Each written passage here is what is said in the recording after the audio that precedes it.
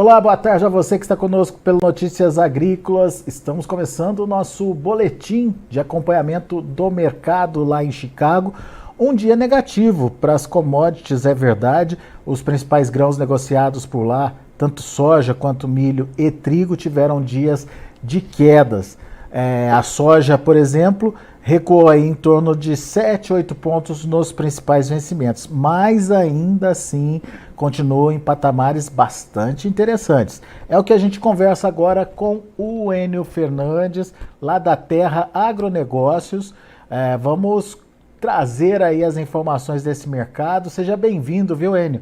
Obrigado por estar aqui com a gente mais uma vez no Notícias Agrícolas. Essa queda de hoje, ela traz alguma preocupação aí para o mercado, Enio? Alexander, antes de mais nada, deixar claro que é sempre um prazer estar conversando com vocês. Bom, vamos lá. Preocupação traz, toda queda traz preocupação, mas a gente tem que entender o seguinte: o mercado subiu bem nos últimos dias, né? E nós estamos falando que caiu hoje 7 pontos, por quê? Porque o mercado, mas para ela ser quebrada, nós precisamos de novos fatos. Mas mesmo assim, quando você vê Chicago orbitando perto de $13 por bushel, o dólar no patamar que está, 5,60, e você ainda vê prêmios positivos, são momentos interessantes para o produtor brasileiro. Mesmo diante de um aumento do custo de produção, Enio, dos fertilizantes principalmente? Excelente seu questionamento. A gente está vendo muita pergunta se os americanos vão plantar menor área de milho, vai plantar mais soja, que o milho vai utilizar mais fertilizante, principalmente o nitrogenado, e os preços nitrogenados estão estratosfericamente altos. Que o produtor brasileiro vai investir menos na safrinha, porque os preços dos fertilizantes estão extremamente altos. Eu sou meio cético quanto a isso, porque quando eu faço as contas de custo de produção nos Estados Unidos, apesar que por hectare, o custo, por acre, os custos de produção do milho serem maiores do que o da soja, o resultado no final, se você pegar a produtividade média do Corn Belt, que é o coração do milho nos Estados Unidos, e comparar com a soja, a necessidade de caixa é maior, o desembolso é maior, o custo de produção por acre é maior, mas o retorno financeiro também é maior. Então a gente tem que esperar. No caso do produtor brasileiro, nós temos realidades extremamente diferentes. Tem produtores que já compraram os produtos para utilizar na sua segunda safra lá atrás, em janeiro desse ano, até mesmo dezembro do ano passado. Essas pessoas estão com um custo de produção extremamente mais competitivo que outros. Alguns estão comprando só agora. Esse realmente vai perder muita competitividade. Mas eu também não acredito numa redução de área plantada de milho de segunda safra. Podemos ter reduções de tecnologia, mas essas reduções não vão ser gerais, porque grande parte dos insumos já estão compros. Muito bem.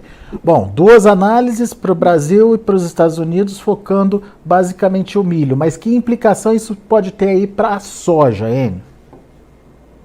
A soja está num excelente momento de demanda do óleo de soja, óleos vegetais, né? Você está vendo o óleo de palma em preços muito, muito altos. Você está vendo o preço do óleo de soja extremamente valorizado, e isso valoriza, sim, a soja. E o etanol também é valorizado. Por que isso? Porque a demanda por energia cresce fortemente. E a gente está vendo os preços do petróleo bem valorizados. Eu quero fazer um parênteses aqui. Nós vimos quedas no preço do petróleo recentemente, porque o governo norte-americano indicou que poderia abrir mão de 50 milhões de barris de petróleo para tentar acalmar os preços. O mercado assustou no primeiro momento, mas quando foram analisados os dados, o mercado viu que os Estados Unidos consomem diariamente 20,5 milhões de barris de petróleo. Os 50 milhões de barris de petróleo que o Biden ameaçou colocar em suas reservas no mercado para fazer o preço descerem, quando o mercado analisou, falou que isso aqui não dá nem 3 dias de demanda americana. O preço do petróleo voltou. Isso pode até ser um risco para o governo americano. Porque se a OPEP entender que a dependência americana é maior do que ela estava pensando, a estratégia da OPEP pode continuar sendo a restringir paulatinamente a oferta no momento que que nós vamos ter aumento de demanda. Nós estamos entrando no hemisfério norte no inverno, onde eu tenho maior demanda para aquecimento das casas. A indústria está crescendo, porque a economia mundial está crescendo. E o serviço também está crescendo, porque a economia mundial está crescendo, puxado por China e Estados Unidos. Ou seja, maior economia crescendo, maior demanda de petróleo, maior demanda de energia. E ainda eu tenho o inverno, que eu preciso aquecer as casas. Eu não tenho como não fazer isso na Europa, não fazer isso nos Estados Unidos, porque senão as pessoas morrem. Ou seja, nós estamos entrando no período de maior demanda com o preço do petróleo orbitando perto de $80 o barril.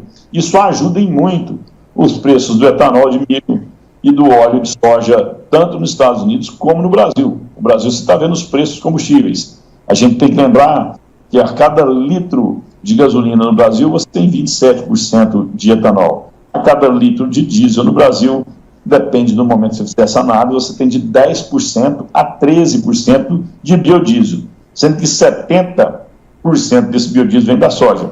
Então, o momento para a soja também é é um momento oportuno. A gente tem que tomar cuidado, que daqui uns dias está chegando a safra. Quando a safra chegar, a safra começar a sair dos campos, a gente naturalmente tem uma pressão nas cotações. Enio, você citou aí essa questão do óleo como um dos fundamentos capazes de mexer com o mercado da soja, do grão, né? E você falou aí dos $13 por bushel.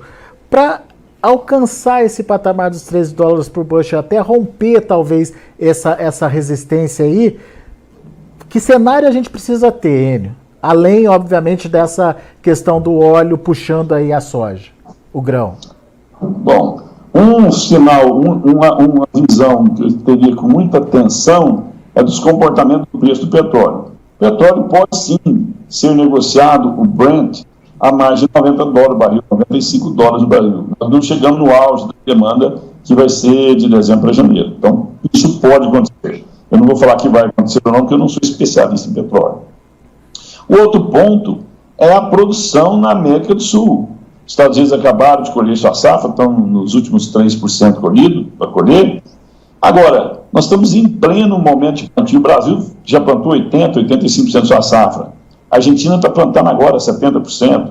Então, nós estamos num momento muito delicado. E a região, o sul do estado do Rio Grande do Sul e algumas áreas da Argentina estão em um período muito seco. No Rio Grande do Sul também. Nós temos regiões com 20, 15 dias sem pluviometria.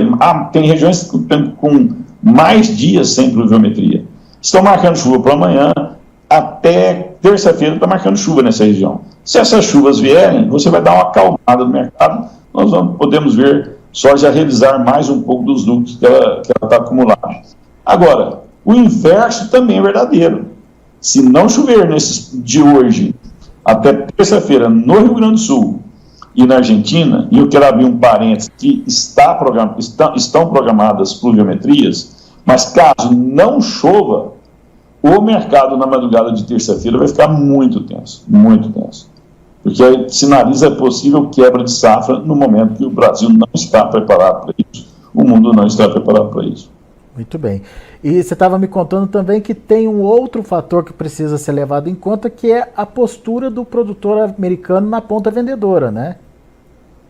O produtor americano, como todo produtor, ele iniciou sua colheita, ele tinha contratos de hedge pronto, pré-fixados, ele cumpriu esses contratos de hedge, ele vendeu soja no spot para irrigar seu fluxo de caixa, ele vendeu soja para pagar débitos da safra, como também se preparar para a colheita da soja e do milho. Só que agora ele já colheu, essa soja já está armazenada. Os seus compromissos de curto prazo já estão pagos, já está resolvido o fluxo de caixa dele no curto prazo. E agora é natural que ele oferte mais cadenciadamente.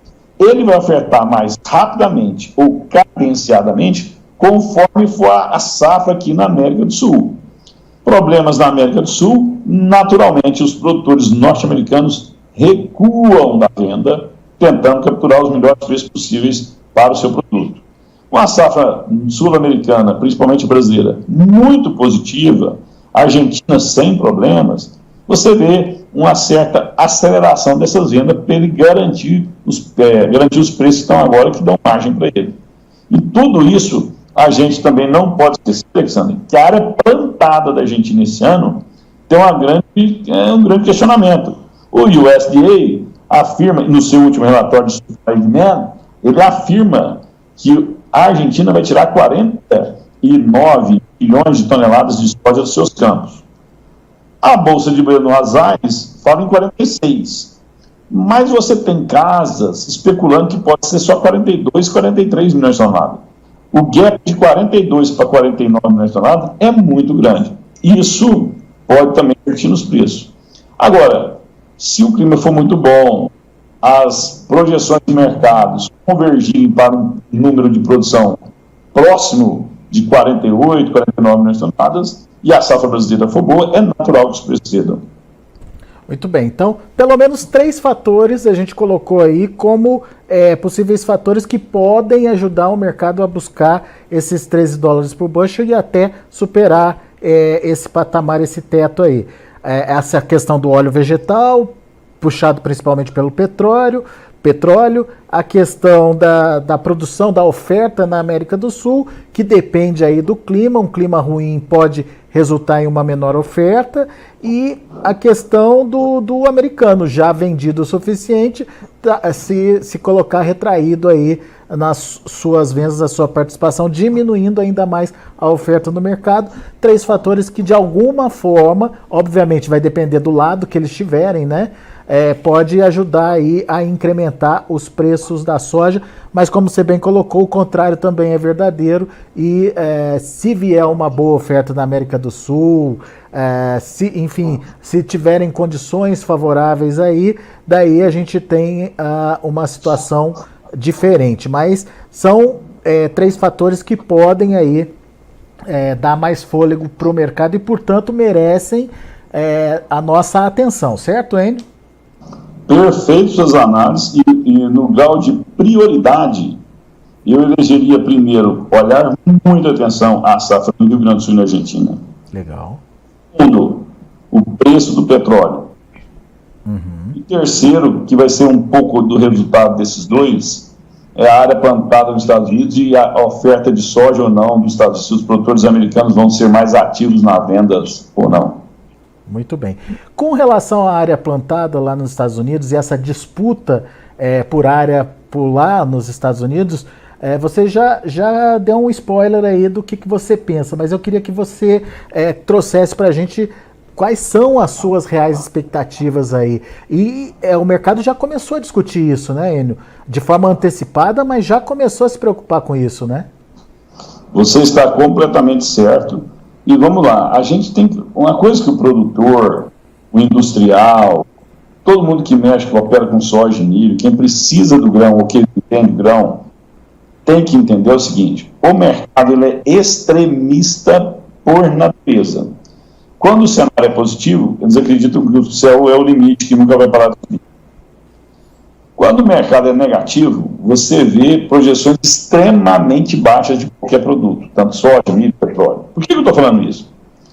Essa discussão se vai aumentar a área de soja nos Estados Unidos e a soja roubaria a área do milho. Nós estamos falando que vai mudar o quê? 2, 3 milhões de hectares? Não vai mudar muito mais do que isso.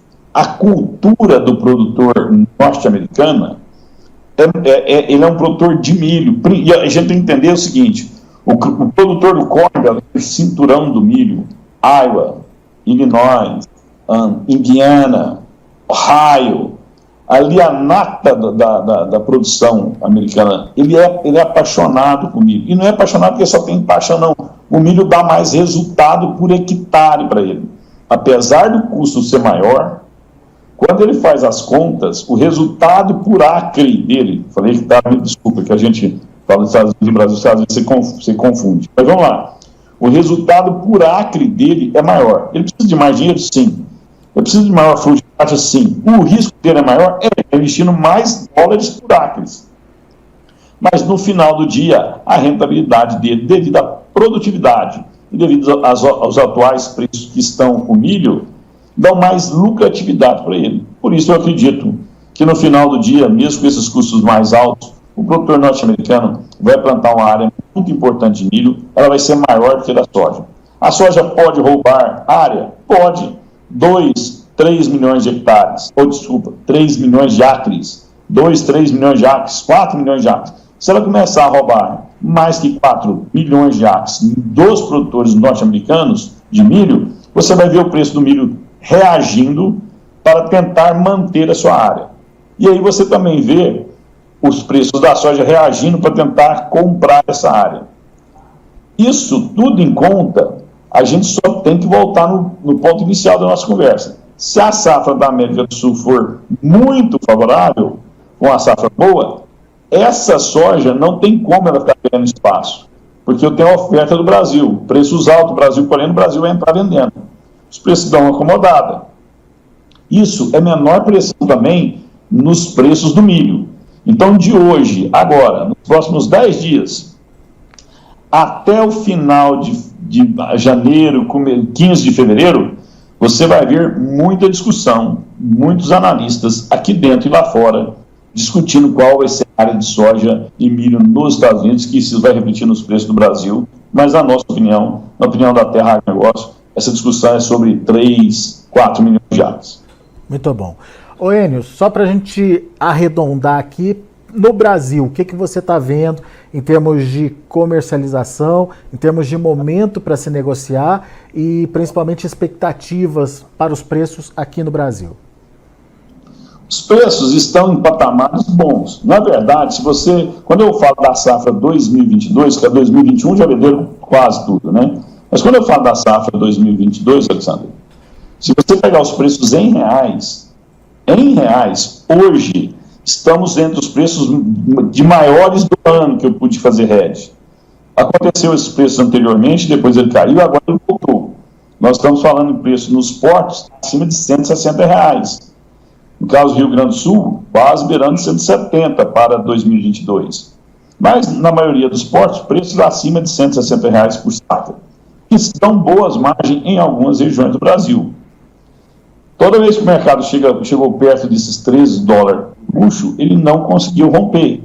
Se ele vai romper ou não, depende dos resultados que vão acontecer, que a gente acabou de discutir. Mas é um bom momento de comercializar. E o produtor brasileiro, ele está sendo extremamente hábil, ele está vendendo bem paulatinamente. Primeiro, porque ele também está com medo de vender e o dólar explodir o ano que vem devido às questões eleitorais. Segundo, é porque ele também, hoje ele é bem informado, ele tá ciente do risco que tem de quebra de safra no Brasil. Mas mesmo assim, mesmo com essas possibilidades, as incertezas sobre a mesa são muito altas. Hoje, o produtor que não vendeu nada, não vendeu 10% ou não vendeu nada da sua safra para a próxima temporada, ele está tomando um risco muito grande na mão. Ele pode ter muito sucesso, mas ele pode ter um grande erro. E esse produtor que está vendendo paulatinamente, vendeu 30%, 40%, 50% da sua futura safra, ele está garantindo margem para o ano que vem. Se o preço subir, ele ainda tem mais grão para vender. Se o preço cair, ele também tem parte já travada, protegida, ou no mercado futuro, ou no mercado a termo, mas ele está construindo margens para o próximo ano. E margem, lucro no bolso, eu nunca vi quebrar ninguém. Pois é sobre essas margens que eu quero te perguntar agora. Mesmo com essa alta dos fertilizantes, essas margens tendem a ser iguais às de anos anteriores, ou 2022 dá para esperar uma margem positiva, porém menor do que de anos anteriores? Eu vou responder sua pergunta da mesma maneira que eu respondi a do milho de segunda safra no Brasil. Eu lembro que teve produtores que em janeiro desse ano, fevereiro, colheram a sua soja, foram lá e compraram os insumos para a safra. Tá. Esses produtores compraram os insumos em momentos excelentes. Mesmo quem comprou em abril, maio, já tinha uma certa alta, mas ele comprou os insumos em momentos muito favoráveis a eles. Os insumos ainda não tinham explodido de preço, ou tinham subido muito, mas não tanto quanto agora. Agora, quem está comprando, quem comprou agora, recentemente, comprou em setembro, de agosto em diante, logicamente a margem desse produtor vai ser extremamente menor do que os outros produtores. Mas em ambos os casos, nós estamos falando de margens positivas. Né? Aí eu quero fazer um parênteses aqui. Margens positivas se respeitarmos as produtividades médias de cada região. Nós estamos falando do Rio Grande do Sul e da Argentina. Uhum. Já imaginou um produtor que comprou recentemente os seus fertilizantes e os seus químicos em agosto, começou o plantio no Rio Grande do Sul e está vendo sua área 15, 20, 25 dias sem pluviometria? A situação dessa pessoa é extremamente preocupante. Para quem está no Centro-Sul, isso não se traduz em realidade, porque o clima está ajudando. Só que a gente tem que lembrar que tem um longo caminho para ser percorrido. Podemos ter excesso de chuva na colheita, podemos ter a chuva retornando nos Estados do Sul e na Argentina entregar uma boa safra. Então, nós temos muita coisa para acontecer nos próximos 60 dias. Por isso é bom você ser cauteloso na sua estratégia. Trava um pouco, garante sua margem, venda paulatinamente, captura as melhores informações de mercado, escute pessoas que realmente você confia que tenha boas informações que podem traçar estratégias vencedoras para você. Agora, só segurar ou vender tudo, eu acho que é um risco enorme. Legal. Daí então a gente tem essa análise do produtor que comprou antecipado, esse sim tem uma rentabilidade boa e garantida. Do produtor que comprou recentemente, esse ainda assim tem margem positiva, porém é uma rentabilidade mais contida em relação a anos anteriores. Mas e aquele que não comprou até agora, Enio? Qual o risco dele deixar para comprar isso lá em 2022? Bom, vamos lá, nós estamos com 80% da soja plantada, o milho também finalizando o plantio, quer dizer, quem está plantando agora já comprou. Sim. Né? Agora, o da segunda safra, se a gente está pensando em 2022, ele vai começar a plantar em janeiro, fevereiro, a segunda safra dele. Esse tem que ter um cuidado, que não comprou nada até agora, ele tem que ter um cuidado muito alto. O que é cuidado muito alto? Vamos falar a linguagem que o produtor entende, né? Não vamos falar em administrar risco, ele tem que tomar cuidado com a sua rentabilidade. Se ele fizer as contas hoje do hectare semeado de milho, ele vai ver que o custo do milho dele está extremamente alto. Hoje você tem oportunidades de comprar seus insumos, travar seu preço de milho. A sua margem vai ser muito pequena, mas você ainda tem margem, se você tiver uma safra razoável. Você pode correr o risco de segurar esse milho e lá na frente algum problema climático, entregar preços muito mais altos. Mas se a gente olhar historicamente durante todo o ano de 2021, lógico, os preços dos milhos estão um pouco mais baixos, mas são bons preços. E a gente está olhando o preço para setembro de 22, muito parecido com o milho agora em 21, no final de 21. E agora nós estamos numa escassez de milho. Daqui uns dias nós vamos estar colhendo uma segunda safra. O USDA, a Conab, são órgãos respeitadíssimos, são as maiores referências de projeção de safra do Brasil e do mundo, projetam o Brasil colhendo entre safra e verão, segunda safra e terceira safra, 116 milhões de toneladas de milho. É muito milho. Em teoria, caso a safra aconteça dentro da normalidade projetada por esses órgãos, é natural os preços cederem. Muito bem. Enio Fernandes, meu amigo, obrigado mais uma vez por estar aqui com a gente, por compartilhar um pouquinho do seu conhecimento aqui com a gente no Notícias Agrícolas. Volte sempre, Enio. É um prazer falar com vocês. Um abraço a todos, que tenham uma fantástica safra com muita produtividade. Valeu, abraço. Abraço. Tá aí, Enio Fernandes, Terra Agronegócios, analisando o mercado aqui com a gente no Notícias Agrícolas. O Enio vê possibilidade, sim, de uma melhora dos preços da soja, inclusive de romper o patamar dos $13 por bushel, que tem se mostrado aí uma resistência bastante importante. Hoje, por exemplo, o mercado até tentou romper esse patamar, não deu conta, acabou realizando aí lucros durante a sessão, mas para isso precisa ter notícia nova. Entre as notícias novas, precisa ter uma produção na América do Sul sendo de fato comprometida pelo clima, não só expectativa, mas os fatos acontecendo.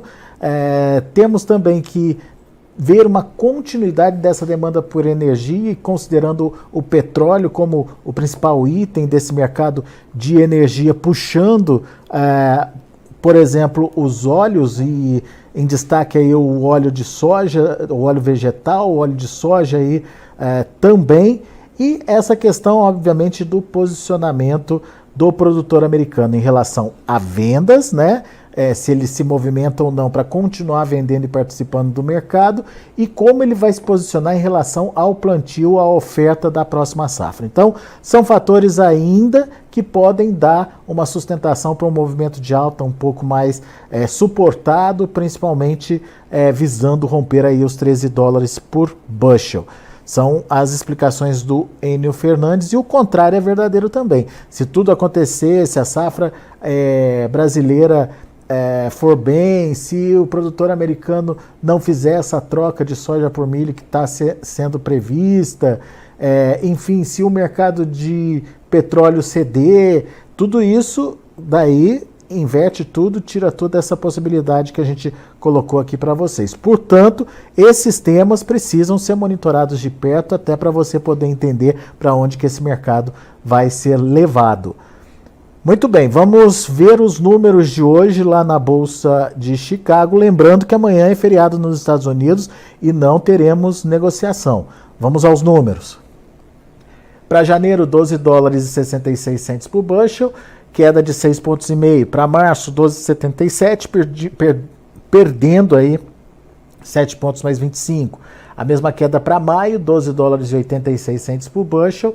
O julho fechou a $12,92 por bushel, queda de 7 pontos. Vamos aos números do milho. Para dezembro, $5,79 por bushel, queda de 0,75. Para março, $5,85, 2,75 de baixa. Para maio, $5,90 por bushel, queda de 2 pontos mais 75. Para julho, $5,90 por bushel, uma quedinha aí de 3 pontos. E para finalizar, o trigo, que devolveu bem hoje os ganhos aí ao longo dos últimos dias. Dezembro, $8,36 por bushel, perdeu 19 pontos mais 25. O março perdeu 17 pontos, fechou a 8,50. O maio, 8,56, $8,56 por bushel, queda de 15 pontos mais 75. E o julho, $8,43 por bushel, queda de 15 pontos. São os números de hoje, já de fechamento do mercado lá na Bolsa de Chicago. A gente fica por aqui. Amanhã a gente traz mais informações para vocês. Continue com a gente. Se inscreva em nossas mídias sociais. No Facebook, Notícias Agrícolas. No Instagram, @Notícias Agrícolas. E em nosso Twitter, @Norteagri. E para não perder nenhum vídeo, não se esqueça de nos acompanhar no YouTube e na Twitch, Notícias Agrícolas Oficial.